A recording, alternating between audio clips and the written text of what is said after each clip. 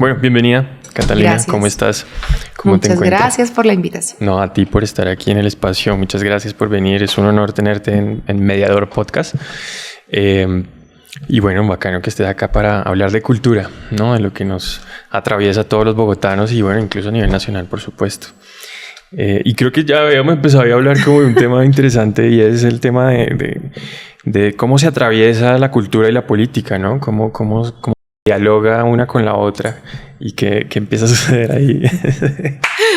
Bueno, no, primero, Oscar, agradecerte esta invitación. Yo creo que cualquier oportunidad de conversar sobre el tema que a mí me apasiona, que es la cultura y la política, por supuesto también porque ha mediado mi vida personal y mi vida profesional, pues es maravilloso, pero sobre todo como la oportunidad de conversar y de exponer ideas que a veces uno como que se queda corto, a veces uno escribe cosas, a veces uno dice por ahí cosas, pero cada oportunidad de conversar pues es una oportunidad de también de verse a uno como en un espejo y ver uno mismo que está pensando, pero también a través de otro, y eso es como que creo que es lo interesante de estas invitaciones, así que muchas gracias.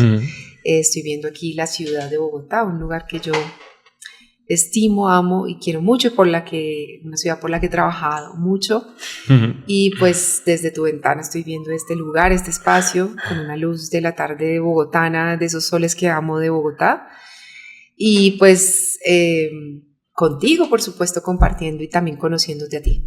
No, excelente. Gracias por estar y por permitir que esta conversación se dé. Estoy de acuerdo. Porque, de hecho, algo que escuchaba hace poquito de una persona que yo sigo ahí en redes que me parece muy pilo, muy inteligente, hablaba del amor, ese hombre, hablaba de qué es el amor en general, cómo lo leemos, cómo nos atraviesa, y una de las premisas que él daba era que el amor es cuando te enamoras, por ejemplo, de una persona y sientes amor profundo por esa persona, es ver el mundo a través de los ojos de esa persona, ¿no? Entonces cambia completamente tu universo y de cómo lo percibes, porque ya lo percibes por medio de cómo esa persona recibe y ve el universo, y eso me parece potente. Y creo que el diálogo y la conversación en este tipo de encuentros tienen algo de eso, ¿no? Tienen como lo que tú dices, una posibilidad de verse a uno mismo, a uno misma, a través de los ojos del otro, pues porque tiene algo por decir y porque no es el mismo que uno. Y al mismo tiempo sí, y bueno. Entonces chévere también a veces, de pronto si podemos hablar del amor más adelantico, pero está ese tema. Okay. Este es el tema del que estábamos comentando, que me parece potente, porque claro, hay mucho para desanudar y quisiera pues sí, que me sigas contando cómo lo ves, cómo se atraviesa y cómo se juntan esas dos. Amor. Sí. El amor en sus diferentes formas. Pero bueno, buenísimo. Entonces sí, una primera cosa que se me ocurre como que empecemos a hablar es cómo, y desde tu experiencia, por supuesto, cómo ha sido ese encuentro de trabajar con la cultura en un ambiente político, ¿no? Que es al final de cuentas toda la institucionalidad del Estado está permeada por eso y está como en tensión constante, siento yo, y ya tú me contarás de esas dos grandes cosas, ¿no? La política y la cultura. ¿Cómo haces ahí? ¿Cómo lo manejas? ¿Y qué puedes decir al respecto? Pues la verdad es que uno pensaría que existe un desamor entre la política y la cultura. Ajá. Pero en realidad es una relación amorosa, es una relación muy pasional. Yo creo que la cultura, digamos, hemos tenido una comprensión de la cultura, sobre todo en el país, siento yo, que está muy circunscrita a las artes y no en una conversación mucho más compleja como es el amor, más amplia como es el amor, tan larga y tan ancha como es el amor, como lo es la cultura. La cultura es algo que nos permea en la vida, lo que estamos inmersos como sociedad, como en la vida todos los días. Y frente al tema de la política, pues lo que pasa es que ahora que estamos incluso como a puertas de las elecciones y todo este tema político, todo este movimiento que está, digamos, muy, muy en la coyuntura, pues creemos que la política también se circunscribe solamente a las elecciones. Y la política está hasta en el amor, digamos, la política y la cultura permean ese sentimiento. Entonces, yo creo que esa es una relación trascendental, la cultura y la política. Es una relación amorosa, pero también es una relación pasional, pero también es una relación que tiene un montón de contradicciones, porque yo creo que la política no se circunscribe al ámbito electoral y no creo que la cultura se circunscriba solamente al ámbito de las artes y las instituciones. Entonces, creo que son universos mucho más complejos. No sé si estoy llegando a un momento filosófico y existencial desde el principio, pero, ojalá, sí, pero creo que es desde ahí donde en mis meditaciones y sobre todo en mis reflexiones de estos años, de todos estos años que llevo como en ese sector, ya más desde lo político, desde lo institucional, pero también desde las prácticas cotidianas. Yo creo que a mí me encanta la política y me encanta la cultura porque son dos lugares del universo de la humanidad donde realmente se pueden hacer cambios estructurales del ser. Yo lo veo como un camino espiritual. Al contrario de lo que los demás pueden pensar sobre la política o sobre la cultura, ¿no? Yo creo que donde transita el ser humano en muchas grandes dimensiones es en esos dos lugares. Ok. ¿Cómo es ese tránsito al final de cuentas? O sea, porque está muy chévere la idea de un tránsito espiritual a través de esas, ¿no? Como contenido por esos dos grandes monstruos hermosos también, ¿no? Que son la cultura y la política, pero ¿cómo busca uno allí espiritualmente? ¿Cómo ha sido eso para ti? ¿Cómo es esa búsqueda espiritual? Yo creo que tanto lo político como lo cultural tienen dos lugares muy importantes en el ser. Okay. Y es el poder. Okay. Y el poder siempre es visto como algo... siempre está como... últimamente el poder está siempre vinculado como a la maldad, como a la perversidad, como incluso Maquiavelo pues ha hablado del poder, ¿cierto? Pero el poder es el poder de poder hacer, de poder transformar, de poder decir, de poder, cuando tienes también poder para hacer cosas, puedes hacer cosas para transformar la vida de la gente. Y ese lugar del poder es el que me parece absolutamente maravilloso, transformador, espiritualmente potente. Estoy como en unas disertaciones filosóficas absolutamente voladas de pronto, pero es desde ahí donde yo concibo la política y la cultura. Y por eso es que me atraen, por eso es que siento que son un lugar de la construcción de la ciudadanía, del ser, del espíritu del ser, que son absolutamente profundas. Lo que pasa es que hemos circunscrito esos dos lugares del ser en prácticas quizás vinculadas a otras cosas que no son la completitud y que no abordan todas las dimensiones. Yo creo que ahí es donde se pervierte y se disminuye las posibilidades de esos dos grandes espacios del ser. Ya, o sea, tú lo sientes como no entender el concepto en su complejidad un poco, como de alguna forma sentir que el poder es solo una persona que manda a otra en el tema político, ¿no? O que rige las decisiones, tomas decisiones en un estado, y en la cultura como el ir a hacer cosas.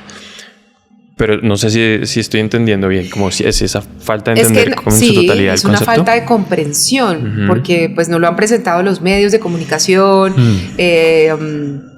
las campañas electorales, o sea, todo el sistema nos lo ha presentado de una forma. Entonces yo creo que termina siendo como muy pequeña la visión de eso. Como limitada, sí. Muy limitada. Y no como desde la posibilidad y la oportunidad de un poder transformador del ser, de la ciudadanía, de la vida cotidiana, de la vida y de las relaciones consigo mismo, con el otro, con el medio ambiente, con el país, con el mundo, con la humanidad. Y lo que mencionas, siento que tiene un tinte de relación, ¿no? Cómo me relaciono no solo con el otro, sino precisamente con eso, con el territorio, con mi barrio, con mi localidad, con mis objetos, ¿no? Como con todo. Y es muy potente. Igual, ¿cómo empieza uno a trabajar eso, ¿no? Digamos que lo que mencionas lo siento ideológico, ¿no? Como una gran idea, como lo que puede llevar a... Y entonces, digamos, uno se mete en ese barco y se monta ahí. ¿Qué empieza haciendo? ¿Cómo se empieza a generar ya más tangiblemente ese tipo de cambios o ese tipo de relacionamientos como lo estás planteando? Pues mira, yo, como en mi experiencia y en mis reflexiones, por ejemplo, hay una cosa que pensaba en estos días que la vengo pensando muy en profundidad y es, por ejemplo, todas esas transformaciones que tuvimos en Bogotá, por ejemplo, en algún momento con un alcalde que generó una conversación ciudadana sobre un cambio cultural. Y me acordaba un poco como cuáles eran esas performances o esos lugares distintos estéticos que nos permitían como conectarnos con entender que vivir en la ciudad tenía unas responsabilidades del cuidado de nosotros, del cuidado del otro, del cuidado del espacio público, del cuidado del medio ambiente, del cuidado de las relaciones en sí mismas. Y creo que ahí esa palabra es una palabra que finalmente para mí condensa como las grandes dimensiones de la cultura, de la política y de los grandes acuerdos de la humanidad, donde deberían estar los grandes acuerdos de la humanidad en todas las relaciones, o sea, con uno mismo, con el otro, con los animales, con la naturaleza, con los bienes públicos, con las ciudades, con el mundo, en el cuidado. O sea, realmente ahí creo que está la acción y el cambio colectivo más grande cultural para mí. Más allá, digamos, del otro campo que son las artes, que son fantásticas y que son la potencia de transformación también de las mentes, de los cambios de paradigmas. Pero creo que allí en el cuidado hay algo que realmente a mí yo he entendido que no es solo el concepto, sino la práctica. Sí. De lo cotidiano y en las grandes dimensiones de la vida. Es absolutamente difícil. Sí, o sea, yo pensaba. O sea, si tú piensas, si yo te pregunto a ti, ¿tú te cuidas a ti mismo? Creo que, o sea, si yo me lo pregunto a mí misma, yo te respondo que no. Que muchas cosas de mi vida no me cuido a mí misma. Ya, exacto. Quisiera hacerlo más por algún estado de inconsciencia o de estas dimensiones de la vida contemporánea que nos alejan. Pero si yo te lo pregunto, si tú cuidas de ti mismo, pues seguramente pronto me vas a decir, sí, bueno, y te admiro mucho, digamos, de ti mismo, de los demás, de todo. Uno finalmente siempre falla un poco en eso. Y creo que si eso fuera como una prioridad, estaríamos diferentes, estaríamos relacionándonos de manera distinta, estaríamos haciendo otras cosas en el ámbito de la política, de las redes sociales, de la comunicación pública, de la vida, estaríamos en un nivel como más elevado del espíritu. Okay. Siento. Me parece difícil igual, exacto. Estoy hablando de cosas muy... No, yo me sé, parece... pero son cosas en las que también he pensado mucho y de las que también hemos hablado aquí con personas que han pasado por el podcast, porque también me acuerdo ahorita específicamente que hubo una invitada que también trabajó conmigo en el Delia, que se llamó Alejandra Sierra, que es ahorita mamá de Violeta. Un saludito a Aleja, que es mamá hace un mes. Y llegábamos a esos pilares, y de pronto te puedo hacer esa misma pregunta, a ver tú qué opinas, pero yo le decía, como, ¿cuáles son esos pilares para ti de la vida, ¿no? Como, ¿qué es eso que uno piensa en esto? Esto es lo que rige su comportamiento, el comportamiento del ser humano a través de su historia de vida, ¿no? Entonces aparecía el amor como un gran pilar, el amor dejando permear y dejándose permear al mismo tiempo por él. Y salía esta pregunta de si el cuidado está también dentro del amor, si es un pilar per se o si es el amor está dentro del cuidado. Me he dicho cuál es más, digamos, balanceada y tal. Eso lo podemos charlar, pero yo pienso en eso y pienso que el cuidado también es difícil de entender porque precisamente uno no sabe dónde no se está cuidando, ¿no? A veces. Y yo siento que yo me cuido en varias como... partes de mi vida, ¿no? Formas y cotidianidades. Por ejemplo, el cuidado me parece que se confronta mucho con la inmediatez de estos tiempos, ¿no? Porque en qué momento estamos permitiéndonos solo respirar. Y el respirar me parece un tipo de cuidado propio, ¿no? Y en qué momento estamos permitiéndonos charlar con otra persona y no estar ahí pegados a un celular en unas redes que me parecen que son tan difíciles últimamente, están como, bueno, ese tipo de cosas siento que hacen parte del cuidado y entonces también no sabemos tanto o en dónde estamos descuidándonos, dónde nos hace falta cuidar, pero podríamos delimitarlo de repente, ¿no? Podríamos empezar a hablar de eso y dónde podemos ejercer cuidado y qué es eso de cuidar. Porque yo estoy de acuerdo en que ya nos hace falta como más cuidado, no solo con el otro, sino con el espacio en el que estamos, ¿no? Y en el que habitamos y el espacio del otro. Man Kant hablaba del categórico, ¿cómo se llama? El imperativo categórico, que es un poco comportarse uno con el otro como si esa acción fuera una ley universal, algo de ese estilo. Entonces creo que por ahí puede ser, ¿no? Pero ¿tú qué piensas? No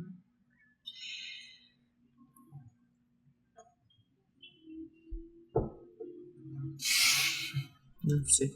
No, yo creo que esto del cuidado, digamos que en el que o sea, los pilares de la vida, o sea, uno va cambiando y también los pilares parecen, sí. O sea, yo antes pensaba que uno siempre tenía como unos pilares en la vida y que eso no cambiaba.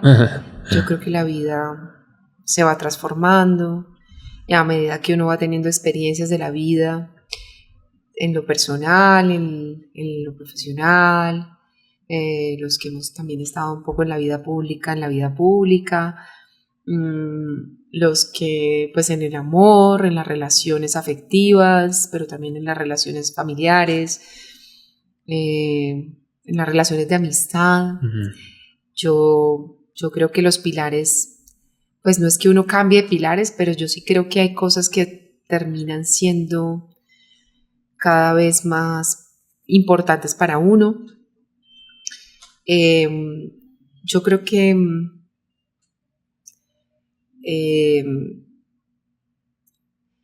las palabras también van cambiando y van tomando como cierto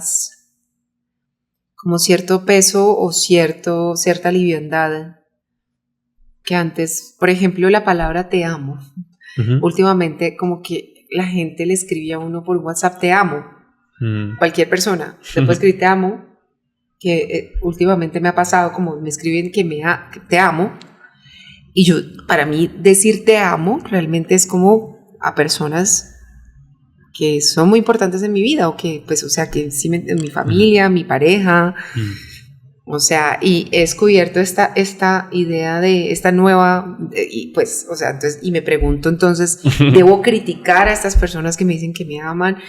Porque me dicen que me aman, no, o sea, no puedo criticarlas, o sea, pero el concepto, digamos, hay conceptos que van mutando con el tiempo, con los cambios culturales también, con la forma en la que nos comunicamos, y los pilares pues también, no es que uno cambie pilares, pero si uno va cambiando como de cuáles son las prioridades para uno, digamos, en relación o en materia, digamos, de su sensibilidad, claro. Y de su carácter, y de su forma de estar en el mundo.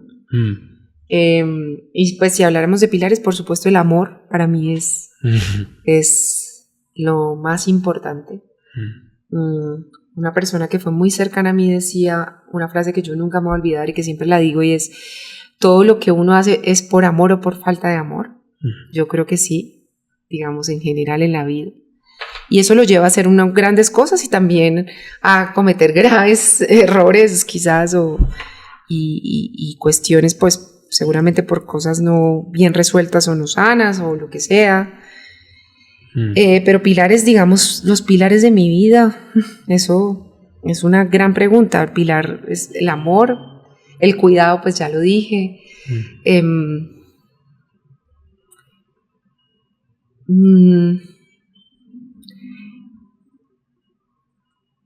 Para mí es importante la lealtad. Es un principio importante. La lealtad, ¿en qué forma? Como de ese otro que de alguna manera en el que tú le depositas tu confianza absoluta y esperas que sea como recíproco y se mantenga, o sí. ¿Cómo entiendes esa? Sí, en la confianza con un otro y que eso pues sea algo que sí, que se mantenga, que se cuide, que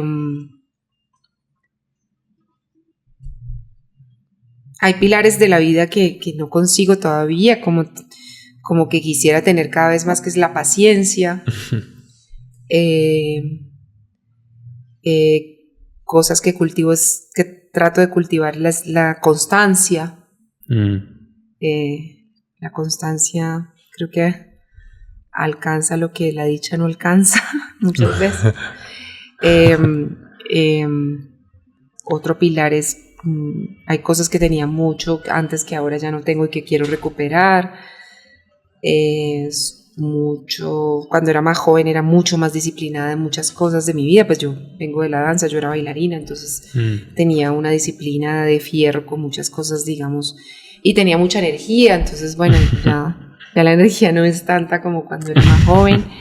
Seguro también eso en los pilares de la vida afecta. Pero como pilares esos, yo creo, y sobre todo, yo no sé, esos pilares, o sea, la generosidad me parece que es un pilar muy importante. Muy importante. Y hay amor en la generosidad también, ¿no? Como estoy para ti y para el otro también, como para entregarte también de mi tiempo, de lo que yo tengo para también apoyarte en tus pensamientos y en lo que haces. Creo que todas así están atravesadas por el amor. Pues me parece muy lindo. Sí, me parece que es algo en lo que uno tiene que estar pensando constantemente para estarse evaluando en su cotidianidad y en lo que está haciendo. No hay que tener certezas. Y estoy de acuerdo con que son contingentes, de cierta manera, ¿no? Como lo que hoy en día para ti puede ser como esto es lo que es actuar bien, lo que hay que hacer.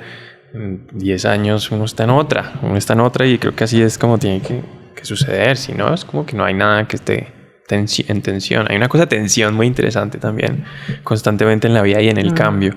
Sí, ¿cómo te va con el cambio? No sé, particularmente mi vida ha sido cambios, siempre cambios.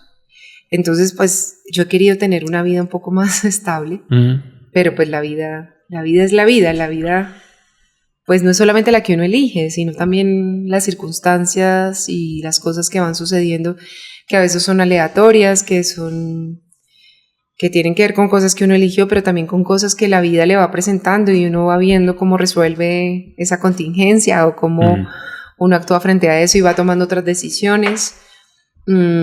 Pero bueno, yo como que digo y entiendo mi vida siempre para atrás y la miro. Ahora que además estoy como escribiendo un libro y haciendo como ese ejercicio de revisión de muchas cosas, mi vida desde niña siempre fue el movimiento. Yo soy bailarina y de hecho tengo un tatuaje que dice en movimiento, entonces pienso a veces el poder de las palabras, el poder de eso, que esa frase que me escribí un día en un tatuaje, el poder, ¿por qué me la escribí? Por esa relación que tenía con mi vida, desde chiquita siempre pues migré de una ciudad a otra, luego de una ciudad a otra, de un país a otro, de una casa a otra, de una ciudad a otra, de un país a otro, de un trabajo a otro, de una vida a otra, de relaciones afectivas a otras, también de maneras de pensar a otras maneras de pensar, incluso de relaciones de amistad. También, hoy. De relaciones de amistad he migrado, he cambiado, he terminado con relaciones muy profundas de amor, de pareja y de relaciones de amistad demasiado importantes para mí, porque ya no estoy nutriendo a la otra persona y esa persona no me está nutriendo de la manera que deberíamos, y esa es como la vida, y ese es el movimiento y el cambio de la vida. Y yo creo que entre más uno sepa entender eso y poder pues llevarse su cuerpo con sus modificaciones a esos otros lugares, pues entiende su estar en el mundo de manera más tranquila, ¿no? Con menos dolor, aunque siempre será doloroso, porque pues, dejar a alguien o cerrar una historia o cerrar un capítulo siempre representa eso, pero creo que es como parte del trasegar de la vida, ¿no? Entonces, pues, en eso vivimos, en eso estamos, y en eso, pues este mismo día en Bogotá amanece oscuro y lloviendo y luego hace un sol que no sabes porque la ropa para que te la pusiste, entonces es mejor estar como poder tener una camisa corta y después ponerse la chaqueta y tener una sombrilla y tener una bota, pero también una falda liviana, no sé. Es como uno también se apara de herramientas para poder vivir, pues porque también el mundo está así, digamos, nos tocó este mundo. Yo llegué a la última milla de los millennials, o sea, yo estoy en la última milla de los millennials, supuestamente soy millennial, yo siento que yo ya como que llegué corriendo esa última milla y digo, pucha, o sea, ahora cuando miro los centennials y hablo con los centennials y ahora cuando veo los niños o las niñas y los jóvenes que quieren ser animales, o sea, todas esas cosas que te digo, o sea, uno cada vez se va sintiendo más como en una dimensión de la comprensión del mundo, que uno dice, realmente cada vez vas quedando como atrás de las cosas, tratas de entender cómo son esos cambios culturales, qué está pasando, y realmente esto va a una velocidad donde si nosotros no tenemos la capacidad de poder estar con los ojos abiertos, pero también como en una capacidad del bambú, no de un roble duro, sino como de moverse, pues termina uno muy frustrado, porque no entiende el mundo, porque no se puede relacionar, porque tampoco puede conversar con otros, sino que se tiene que encerrar en sí mismo. A mí hay muchas cosas que me preocupan como del universo actual. Yo, por ejemplo, cada vez que veo como cada vez la gente más sola. Uy, la soledad es un tema. Que no puede vivir con alguien, que cada vez somos más neuróticos para poder convivir y compartir una casa, que las familias, que tengo un respeto inmenso por todo el tipo de construcción de familia que cada uno decida, pero también veo, por ejemplo, pues como las personas con un perrito solos, y digo, bueno, ya son otras formas de vivir, de estar, porque ya las personas no soportan a los otros humanos, entonces pues están con un perrito porque porque es la forma de vida que soportan. Es fuerte. Y la variedad también que empiezan a... Y también, bueno, pues las múltiples relaciones y las múltiples oportunidades, porque son oportunidades pues de relacionarse y de ver el mundo. Pero yo digo que es muy difícil para uno como cada vez estar como en la comprensión de que todo está bien o simplemente y ya, y no juzgarlo, no prejuzgarlo, no... Pero es difícil porque yo digo, pues, una chica o un chico que sale vestido de perro y que quiere ser un perro, ¿cuáles son las preguntas que transitan en ese ser humano? O sea, ¿cuáles son realmente sus preguntas? Hay filosofía Terian, ¿no? Y yo quiero entender cuál es la filosofía, porque yo creo que, porque habitar la forma de uno, pues es horrible muchas veces, porque la humanidad es horrible en muchas cosas también. Sí. Pero pues no lo comprendo, no lo comprendo. Estoy tratando de entenderlo, de verlo. y también como de entender, digamos, hacia dónde vamos. Me hago esas preguntas filosóficas todos los días, hacia dónde estamos yendo, en las relaciones con los otros, con el mundo, con la naturaleza. Humanizar a los animales me parece también una cosa para mí extrañísima, o sea, como que un animal le pongan una ropa y lo sienten como un humano, a un perro, o sea, para mí esas cosas son extrañas, yo las veo extrañas, o sea, yo trato de entender por qué quieren humanizar a un perro o a un gato. Digo, dejen ser al ser lo que es. Es lo que yo pienso, o sea, como, pero ¿por qué tienen que sentar a un perro en una silla a comer como come un humano? Un perro come como come el perro, o sea, dejen ser a los animales lo que los animales son. Dejen ser y los humanos lo que somos, digamos, en sus diversas dimensiones. No sé si estoy aquí divagando mucho, pero es que en serio me he preguntado mucho qué pasa allí, ¿no? Lo de tenían, pues no sé, una chica, yo escuché una entrevista y decía, es que esto es en los ratos libres, y yo digo, bueno, ¿y qué pasa? Porque también oí un caso donde un pitbull fue y atacó a un terrier. Entonces, ¿sí? Entonces pues el dueño le dijeron, pero entonces lo vamos a demandar, y dijo, pero pues no es un perro, o sea, es un perro que entró a pelear con otro.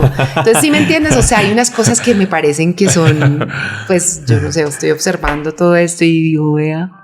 Uy, sí, es fuerte tanta... Sí, y la humanización de los animales es una inquietud que tengo cada vez, y en las ciudades cada vez esa práctica es más importante, o sea, entender que pues que hacerle las uñas a un perro, digamos, como llevarlo a una peluquería, o sea, yo creo que no sé, no son preguntas que me hago, yo no estoy... Oye, que muchos nos hacemos también. Yo no estoy, digamos, juzgando eso, sino me pregunto... ¿Qué pasa ahí? Si esos perros, si esos animales se sienten bien, o finalmente ya están tan humanizados que ya un día van a terminar, no sé, como ya no van a caminar en 4 patas, sino en 2. O sea, ¿sí me entienden? Yo creo que responde a unas condiciones específicas por las que también toma el rumbo tu país, tu ciudad, tu comunidad y tu convivencia con las cosas, ¿no? Yo creo que precisamente eso, porque ahí dentro de esto que comentas, hay varios temas interesantes que aparecen ahí a flote. Uno de esos, por ejemplo, es la soledad, ¿no? Que yo creo que también es como... Claro, uno ve a la gente sola. Pero la humanidad. Y yo creo que es eso. Yo creo que responde a muchas condiciones materiales, muchas cosas que antes, digamos, por poner un ejemplo, en tu edad, digamos, si yo tengo 30 años. Si yo comparo de cierta forma lo que pasaba a los 30 años de mis padres, es completamente diferente hoy en día, ¿no? Y en ese momento, por ejemplo, ellos tenían mucha más facilidad para obtener una casa, tenían mucha más facilidad para tener trabajos que ya hoy en día han avanzado y no sé qué tan. Como que habían otras condiciones que permitían que esa cultura que sucedía a sus alrededores fuera de esa manera. Pero esas condiciones ya no son las mismas. Por eso que creo que es muy, muy fuerte esto del cambio, que yo pensaría y ubicaría el cambio como un pilar también, ¿no? Como el cambio está en todo y estamos como atravesados por él. Esas condiciones ya no están.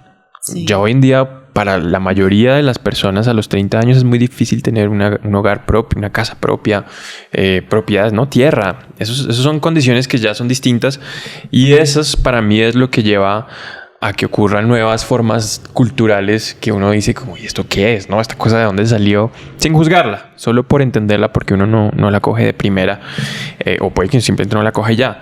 Pero yo creo que está condicionado a esas cosas materiales, a estas cosas que suceden en tu hábitat que han cambiado. Y hoy en día por eso es más común ver a la persona como más sola. Yo, por ejemplo, ahorita con mi novia estamos creando familia. Estamos pensando en cómo ella hizo un ejercicio lo más de lindo el otro día, que fue ubicar en inteligencia artificial cómo serían nuestros hijos. Entonces, lo que escribe como el prompt ahí en inteligencia artificial, le manda un par de fotos y te muestra... Bueno, pero estamos pensando en familia, estamos pensando... Y yo siento que es un poco, para estos tiempos, revolucionario. pensar en crear familia. Así de Sí, fuertes total. son las condiciones en este momento que Sí. para pensar en familia es pensar revolucionariamente. En mi caso y en mi experiencia, porque no siento que sea fácil. Así como pensar en hogar, en pensar en hijos. Hoy en día pensar en los hijos. Yo particularmente quiero tener hijos. Me parece fascinante la idea de poder como criar. Y las condiciones tampoco son las mismas hoy en día para poder tener hijos. Es como, ¿de dónde voy a sacar para pagarles? Si son 2, yo quiero 3. Si son tantos, ¿cómo voy a sacar para pagar el colegio a estas personitas? ¿De dónde voy a sacar para que tengan las condiciones? Y porque cada vez van a ser distintas. Entonces se abren muchos campos en esto que mencionas. Pero me parece que está chévere también que lo aterrizamos un poquito en el sentido de cultura, porque me parece importantísimo lo que mencionas de que la cultura no es solo el arte. Entonces, si te parece bien, demarquémoslo un poco, ¿no? Cuando hablamos de cultura, ¿qué hay ahí adentro en ese globo que abarca la cultura? Si pensamos como en este diagrama de Venn, ¿no? Como dentro de esta burbuja de la cultura, ¿qué aparece? ¿Qué hay ahí adentro? Pues no, es que yo creo, por eso yo te digo que para mí eso está vinculado a la espiritualidad. Porque es que la cultura es la forma en que somos y estamos en el mundo. O sea, cómo nos vestimos, o sea, desde parece lo más elemental y banal, que es cómo nos vestimos hasta cómo nos relacionamos. Total. Entonces, para mí, por eso realmente es espiritual. Y por eso yo encontré ahí como una dimensión profunda del ser. Yeah. Y la política también hace parte de eso. O sea, la política incluso, si uno mira incluso lo más elemental de la moda es política. O sea, el arte es político. O sea, la política y la cultura vuelvo otra vez a esto desde el principio, y es decir, hoy tenía una conversación con un jefe que tengo ahora, que estimo mucho, y él decía, pero es que entonces eso es un campo amplísimo, y entonces al final no es nada. Y yo decía, pues es que la amplitud, digamos, de eso es justamente lo que permite trabajar tantas cosas en una gran dimensión. Eso es lo que pienso. Entonces, digamos, lo cultural, por eso no se circunscribe a las artes son parte importante de ese ser, de ese espíritu que también es cultural. Y que hace, pues, y que genera unos lenguajes, unas narrativas, la creatividad para comunicar desde la creación. El arte es absolutamente transformadora, pero la cultura es toda esa dimensión del ser humano, cómo estamos y cómo vivimos en la sociedad, cómo nos relacionamos, cómo... por eso dije cómo nos vestimos, cómo habitamos el mundo, cómo lo vivimos. La ciudad, el barrio, la cultura ciudadana. Todo. Y en eso es donde yo creo que digamos, tú al principio, antes de esta conversación, cuando íbamos a hablar, me dijiste un poco de los temas que íbamos a hablar, me hablaste de comunidad, y yo creo que realmente como lo que reúne como esa gran identidad de las comunidades son esos temas o esos rasgos culturales que nos unen.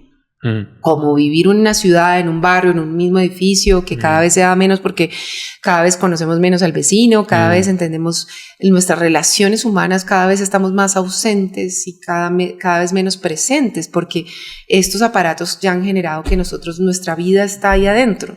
Entonces la vida cotidiana del barrio, de la cuadra, del vecino, se ha deshabitado o habitado en formas, digamos, que tienen que ver un poco con estos aparatos y otra vida.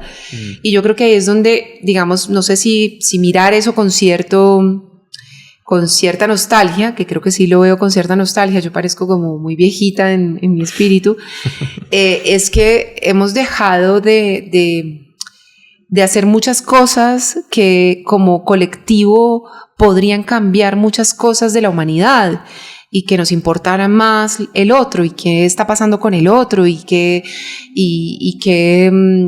podemos hacer por el otro en cosas muy cotidianas como yo lo veo en la ciudad me tiene muy impactada porque, por ejemplo, yo tengo que confesarte que yo le tengo mucho miedo a las motos.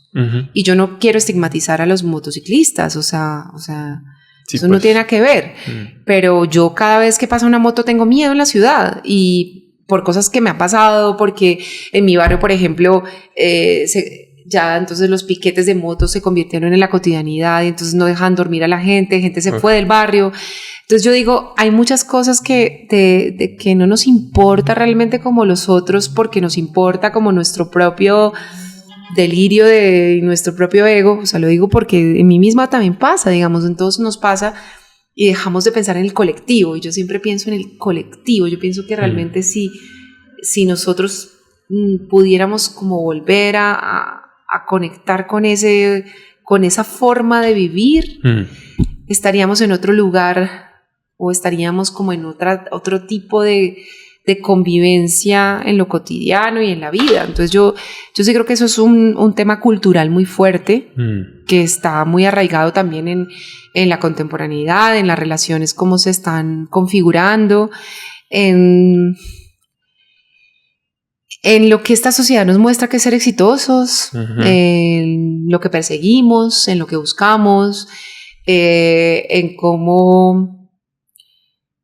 cómo, pues, en el permanecer también, porque pues ya no permanecemos mucho en nada, pues porque nos cansamos, porque no tenemos paciencia, porque porque hacemos así y un clic y pasamos y ya no nos parece, o sea, la vida y como en esas dimensiones ha llegado a eso. Entonces yo creo que eso que llamamos como eso que la política o la cultura, el cambio cultural o la política pues del amor y de la transformación es como volver a pensar, como volver a pensar y sentir que los otros existen y que están ahí y que nosotros no vivimos solos, digamos, no somos ermitaños viviendo sino que nuestra vida se basa en la humanidad, en las relaciones cotidianas y en las relaciones con otros.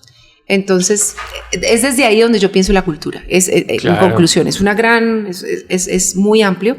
Ajá. Y eso tiene a su vez en muchas prácticas como interdisciplinares, porque entonces el cambio cultural no es solamente la cultura ciudadana o el cuidado, sino también la relación con el medio ambiente, pero también la relación incluso con la sexualidad, incluso con las formas de estar en este mundo. Eso es como para mí lo que permea la cultura. Es muy amplio. Eso está chévere, la forma en cómo estamos en este mundo, la forma. Sí, tiene que ver con la forma. La forma. La forma y el fondo. Sí. Total. Es primordial para mí la comunidad. Yo también creo lo mismo. Creo que ahí es donde podemos hacer frente, donde aparece también una tensión de vida, y es como en este momento la tensión para mí es la comunidad frente a ese aislamiento que genera paradójicamente una red social, que es como así que esto es una red social y nos está metiendo cada vez a estar más solos y a estar bueno, es todo el tema, ¿no? Pero sí, creo que está chévere hablar de la comunidad, y ahí me hace pensar en varias cositas. La primera es pues podemos seguir a hacer ese ejercicio de hablar de tu comunidad, pero estaba pensando en varias cosas. Una de esas es a mí me pasó que encontré que afuera en la calle hay algo muy potente en la calle, como pueden generarse a veces miedos también, o lo que acaba de pasar con esta persona, se me acaba de olvidar su nombre, pero que se desapareció por 2 días. Diana. Y fue Diana, que es como estas cosas que pasan en la calle.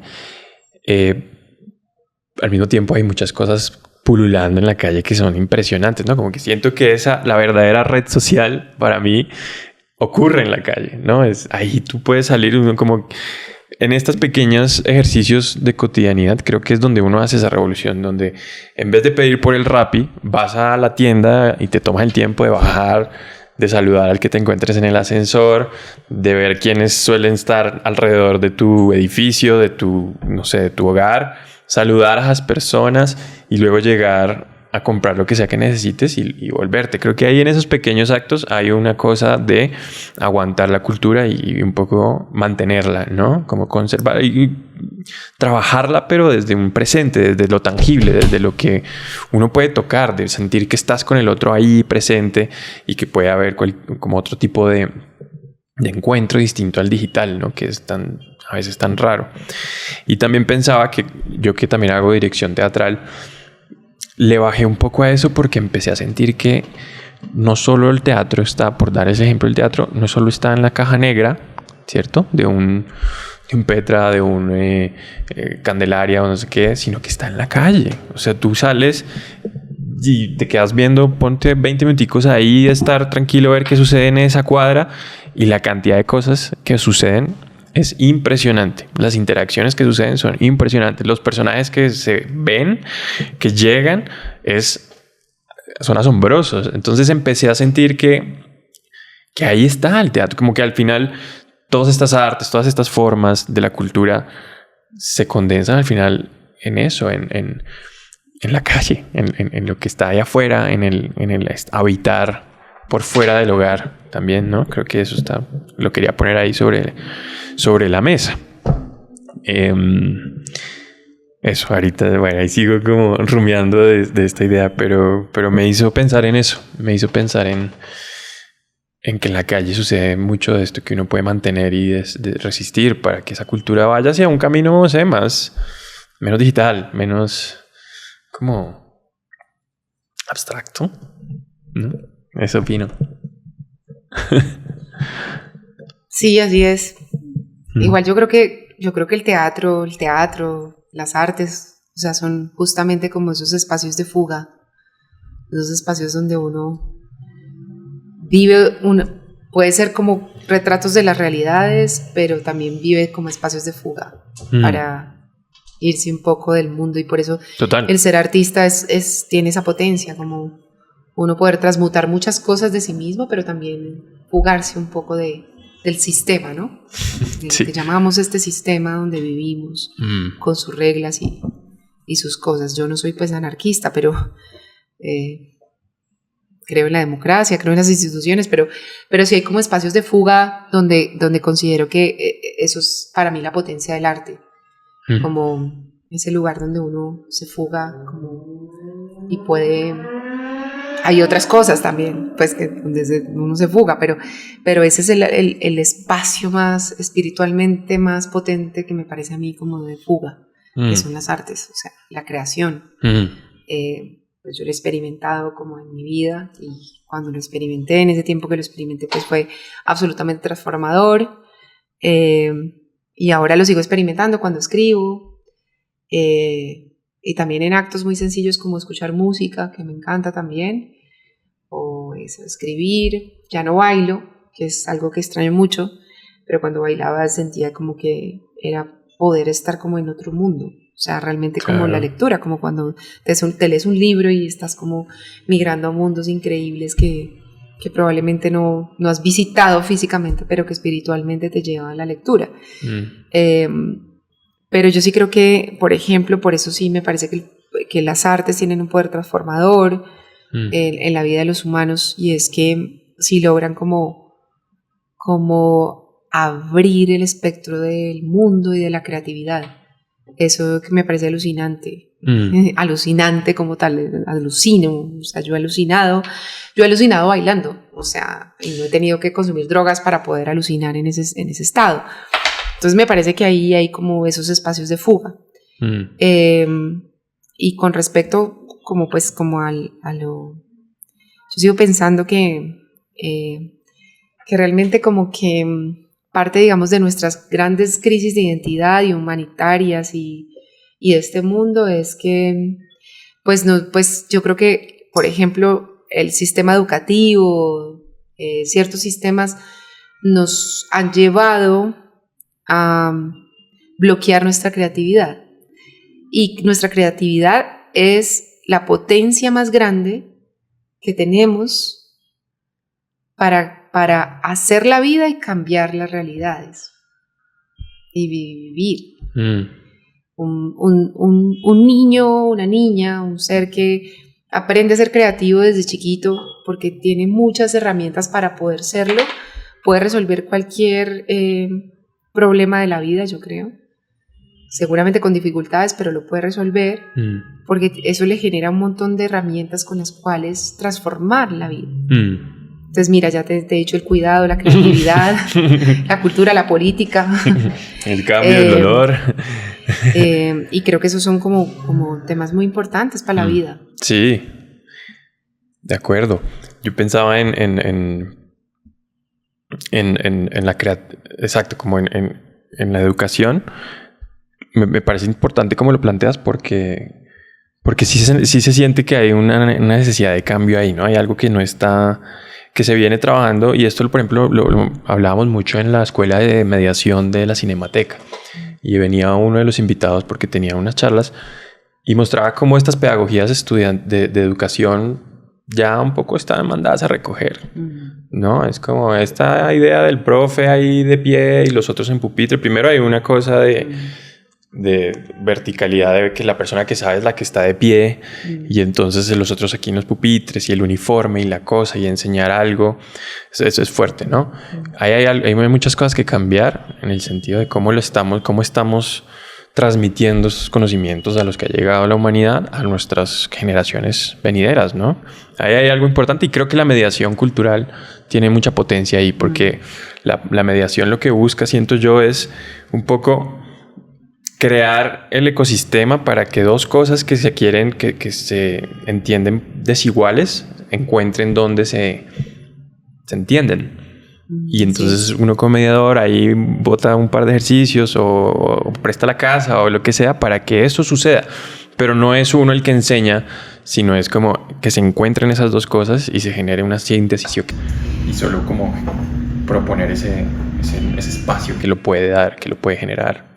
Y yo creo que ahora más con la inteligencia artificial. Claro. O sea, yo creo que las tecnologías, las redes sociales, la inteligencia artificial nos están llevando realmente o sea, yo creo que la educación, el sistema educativo tiene que repensarse sus prácticas en función de cómo enseñar y de cómo enamorar sobre todo a los niños, a las niñas, a los jóvenes del conocimiento, porque pues esto es como una batalla tremenda, y yo realmente admiro mucho a los maestros y maestras, a los formadores, a los sabedores y sabedoras, digamos, como en el ámbito, digamos, nuestro, que es más como esa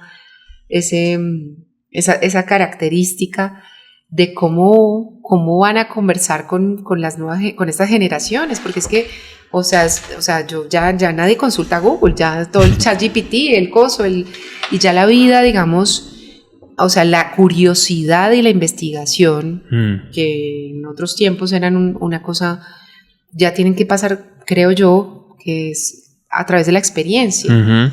Ahora, no sé eso cómo se traduce, digamos, o sea, no soy una conocedora de la educación, pero he trabajado en el ámbito también de la educación muchas veces desde la cultura, y es, bueno, no sé, esas pruebas, las pruebas ser y saber y todas esas pruebas y los exámenes y cómo, pero yo creo que ya la vida está retando, digamos, a que tengamos otras formas de aprender, incluso las ingenierías, las cosas, incluso ya las ingenierías se verán transformadas por las ingenierías a través de la inteligencia artificial.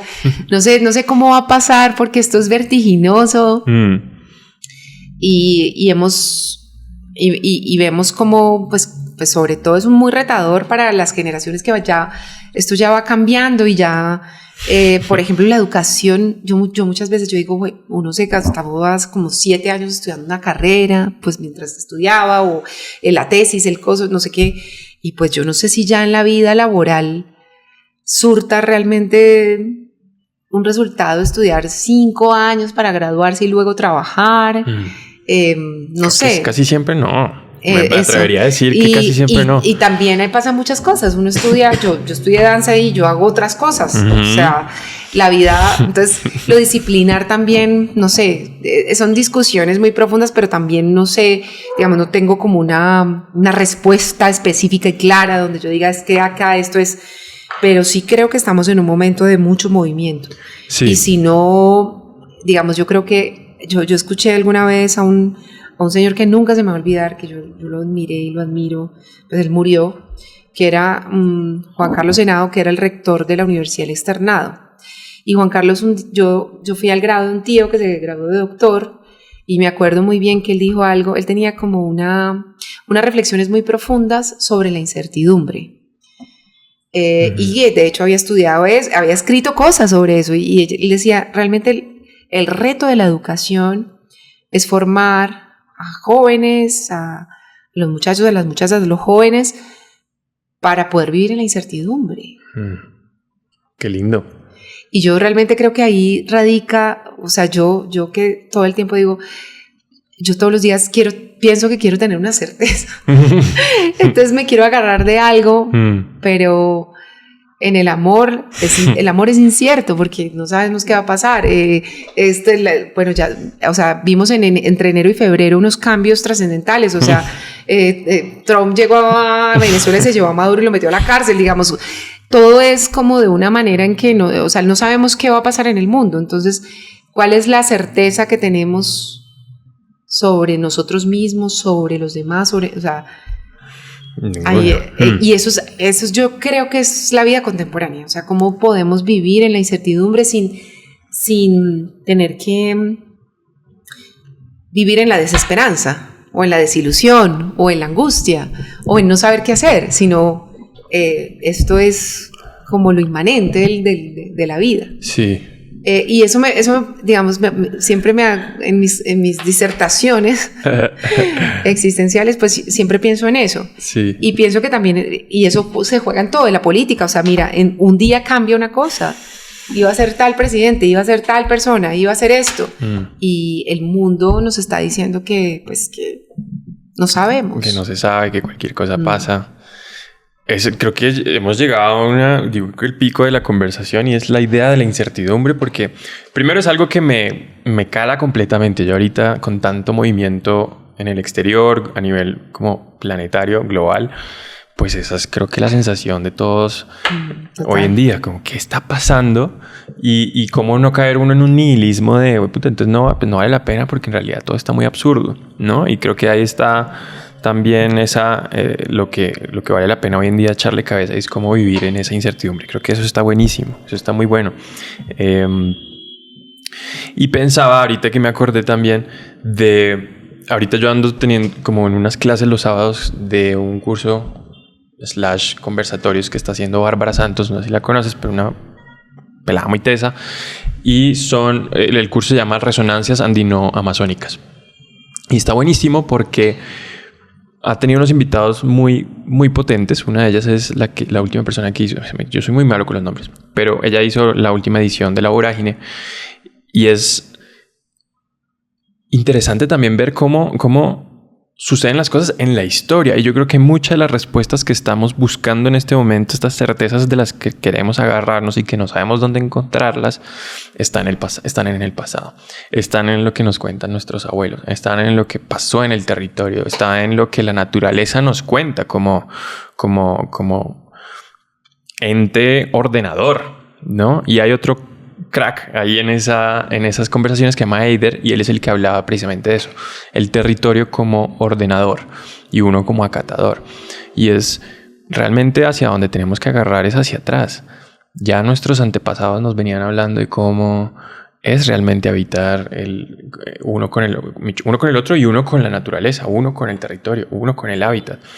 Y creo que hacia allá podría uno empezar a pensar cómo agarramos y decimos pausa, cojámosla suave, respiremos y volvamos un poco a escuchar, aunque suene, no sé cómo suena, pero a escuchar a la tierra y volver a mirar hacia atrás. Y hay una frase muy chévere que lo leí hace poquito porque empecé otra vez a meterme en la filosofía porque me parece muy interesante, que está en este libro en el que uno empieza la filosofía que se llama El Mundo de Sofía. Y la frase es de Goethe, y él decía, el que no conoce, el que no lleva la contabilidad por 3000 años de su historia está destinado a vivir a vivir como idiota. No son exactamente las palabras que hicieron, pero a vivir como un idiota y a vivir del día, ¿no? Y siento que va de eso, ¿no? Va que se nos olvidó un poco de dónde venimos. O por lo menos no lo tenemos tan presente de dónde viene esta curiosidad y esta necesidad de entender las cosas, y estamos un poco como a la deriva de vamos hasta donde lleguemos, y creo que esa estabilidad nos lo puede dar la tierra misma. Pienso en eso. Pero bueno, para ir finalizando, porque pues bueno, ya llevamos casi una hora, me gustaría presentar 2 temas, o pues igual si quieres decir algo más alrededor de lo que estamos hablando, está buenísimo, pero también empezar como a comentar 2 cosas. Uno es la de la comunidad, si quieres hablar un poco de tu comunidad, y la otra es de Pares. Entiendo que tú estás trabajando ahorita en Pares, en una fundación. ¿Qué está pasando ahí también en la fundación? ¿Cómo se aterrizan estas cosas? Pues bueno, entonces, sobre la comunidad. Sí. No, sobre la comunidad, pues pues mi familia,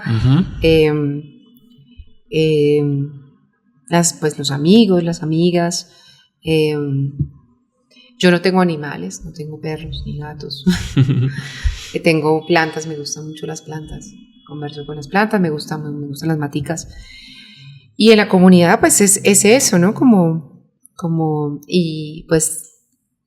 ¿Cuáles son esas comunidades? ¿Qué comunidades atraviesas tú? Pues la familia. Sí, sí. Bueno,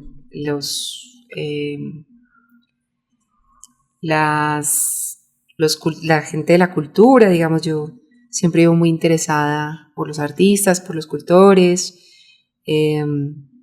sí, por la vida, por la gente en general, por cómo vive la gente, cómo poder ayudar, pues desde lo que hago.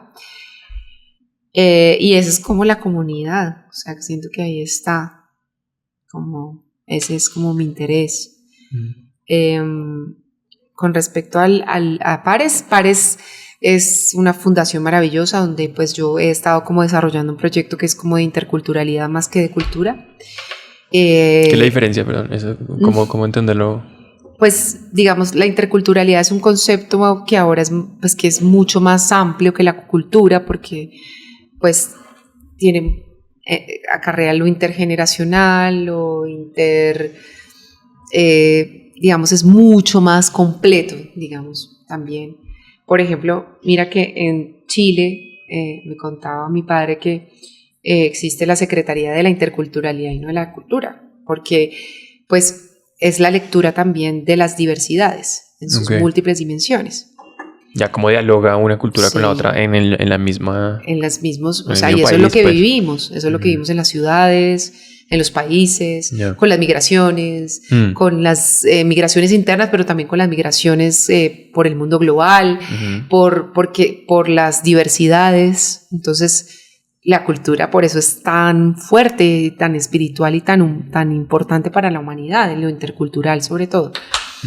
Entonces hemos tratado de construir, o yo he tratado de construir ahí también un proyecto como de investigación, pero también de acción. Entonces el año pasado hicimos un festival que es el Festival Macondo, en Aracataca, Magdalena, como un poco para poner en foco realmente el verdadero Macondo, que es extraño porque pues la serie de Netflix por cómo se produce y todo, pues fue filmada en el Tolima, pero se invirtió un montón de recursos allí. Y el Magdalena, que es un lugar maravilloso que tiene todos los pisos térmicos. La región de todos los pisos térmicos pues es como, uno no entiende muy bien por qué está como tan olvidada del mapa cultural. Entonces hicimos ese festival porque el año que viene se cumplen los 100 años de Gabriel García Márquez. Entonces un poco como empezando a conversar con eso y tratando de fortalecer el vínculo con esa región y con esa historia, porque también ahí sucedió la masacre de las bananeras, ahí está la zona bananera. En el 2028 se cumplen los 100 años de la masacre de las bananeras, que fue trascendental para la historia política y cultural de este país. Entonces, bueno, ahí hago eso, pero tengo muchas cosas más. Trabajo también con el Magdalena, es una región con la que trabajo bastante y hago varios proyectos ahí. Y también trabajo en este momento asesorando a otros temas de inteligencia artificial, arte y cultura. Entonces, pues tengo como un mundo que siempre está muy, muy, muy atado a la cultura. También tengo intereses en lo político, me interesa como incidir políticamente desde lo cultural, pero también como en las reflexiones del país, de todo esto que estamos viviendo, que es un poco vertiginoso y loco. Y esa es un poco como la vida en la que transito ahora. Y por supuesto siempre como en una misión de hacer eso. Y en lo personal como de cada vez estar más contenta y conectada con las comunidades, con lo colectivo, con poder ayudar, poder transformar y potenciar cosas muy como chéveres para la vida, para la sociedad. Entonces, como... En la fundación creo que está muy chévere ese espacio, que ya igual llevan buenos años, pero Pero creo que ahí es un buen hub, pues por llamar de alguna forma, donde la política y la cultura están bastante presentes, ¿no? Sí, es chévere porque ahí hemos, pues metiendo lo cultural, hemos como también abierto como el espectro de posibilidades. También hay ahí como unos proyectos ya diversos, no solamente es política, paz, que es como había sido la fundación históricamente, sino también temas de transición energética, temas de cultura, y cómo empiezan también a desarrollarse los temas en este mundo contemporáneo, esos temas, y a unirse y a articularse y a tener como una relación no solamente como interdisciplinar, sino intrínseca. Entonces... ¿Desde cuándo entró la cultura ahí? ¿Siempre ha sido como un eje? No, la verdad que no. O sea, no, esto es una línea que creamos desde el año 2024, que yo empecé a trabajar ahí como en temas de investigación, y hacemos cosas diversas, y escribimos, y investigamos, y hablamos. Buenísimo. Pero también hacemos como revisión de temas de política pública cultural. Hace 2 años presentamos un poco como un informe general, digamos, de revisión de los temas del gobierno, de cómo iba el gobierno, y también en cultura hicimos una reflexión sobre esos asuntos. Entonces, pues eso es como, ¿y llevaba una buena reflexión o fue más como no estamos bien? Pues yo creo que en ese momento, pues que eso fue en el 2024 cuando hicimos ese análisis, o sea, ya estamos en 2026, pues llevaba 1 año el gobierno, no, llevaba 2 años, sí, más o menos. Sí. 23 se escoge a... 23, o sea, fue en el 24 que hicimos esa investigación, y ahí hicimos una revisión como el primer año del gobierno, y yo creo que lo que pasa es que ha habido muchos cambios, hubo muchos cambios de ministros, ahí hubo como muchas, en términos, digamos, no hubo como una definición muy estructural de cuál era el proyecto cultural, que eso fue como un poco lo que extrañamos de este gobierno, porque yo creo que pues como que uno creía, o sea, yo creía que iba a haber un proyecto cultural súper potente, pero entiendo que también hay muchas dificultades desde lo institucional. Pero sí, yo siento que eso es un proyecto, digamos, el tema cultural, el proyecto cultural desde lo político, desde la política pública, ha estado como un poquito atrás. Yo lo siento que tenía más oportunidades, y que pues por los cambios también de ministros, por un montón de cosas que sucedieron, de coyunturas, de contingencias, pues no fueron. Tampoco entendí mucho cuál era el proyecto cultural, siempre intenté entenderlo. Y eso creo que ahí pues sí faltó un poco. Seguramente, o sea, la ley de cultura avanzó, porque entonces pues ya se hizo una ley de cultura y eso va caminando. Pero ese es un tema, digamos, la cultura es un tema que siempre está, por eso está circunscrito a los carnavales y las artes, y no como realmente un proyecto político de Estado. Con unas potencias que tiene eso en función, digamos, de muchas agendas, pero también de una agenda propia. Claro. ¿Y eso cómo lo ves ahorita en esto en estos cambios que se vienen para este año, a nivel de propuestas de gobierno también, ¿no? Como que no sea solo... Normalmente no hay propuestas en cultura. ¿Es cierto? Siento que nunca hay como ese... Porque eso no es un tema importante para ningún candidato. No es porque se entiende de esa forma, no como una agenda que puede ser transformadora en términos, digamos, de lo político y de la política pública, y digamos de lo importante que es para la sociedad. Claro, esa semilla todavía no está implantada. No. Entonces, digamos que yo no he escuchado ninguna propuesta de lo cultural de los candidatos. Pues yo conozco una candidata muy cercana que es Claudia, y pues yo la he asesorado en esos temas, y eso ha sido como chévere, porque pues en Bogotá hicimos cosas muy chéveres cuando yo fui secretaria, y ahí pudimos hacer como unas transformaciones interesantes.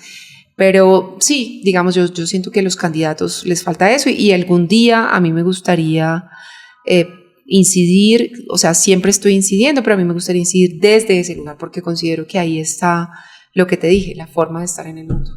Sí. Bueno. Gracias por la invitación. No, a ti Aquí me eché como un carretazo existencial y llegué ya finalmente. Siempre vuelvo al mismo tema. Creo que está bien. Me gusta, por lo menos sí, que el espacio tome esa ida hacia pensar un ratico, pero luego como aterrizarlo. Está buenísimo, me encanta que haya sucedido acá. Y darte las gracias. Gracias, Caterina, por haber venido, por haber dialogado acá de mediador. Y ojalá puedas volver a pasar en algún momento. Muchas gracias de nuevo por estar acá. A ti. Nos vemos.